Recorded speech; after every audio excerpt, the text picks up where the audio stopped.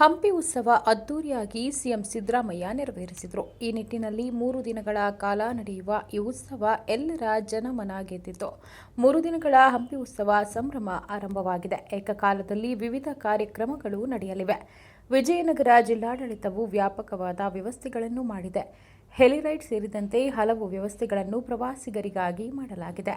ರಾಜ್ಯದಲ್ಲಿ ಬರ ಪರಿಸ್ಥಿತಿ ಹಿನ್ನೆಲೆಯಲ್ಲಿ ಹಂಪಿ ಉತ್ಸವವನ್ನು ಸರಳವಾಗಿ ಆಚರಿಸಲು ರಾಜ್ಯ ಸರ್ಕಾರ ನಿರ್ಧರಿಸಿದೆ. ಉಪಮುಖ್ಯಮಂತ್ರಿ ಡಿಕೆ ಶಿವಕುಮಾರ್ ಸೇರಿದಂತೆ ಸಂಪುಟದ ಹಲವು ಸಚಿವರ ಸಮ್ಮುಖದಲ್ಲಿ ಸಿಎಂ ಸಿದ್ದರಾಮಯ್ಯ ಅವರು ಉತ್ಸವ ಉದ್ಘಾಟನೆ ನೆರವೇರಿಸಿದರು.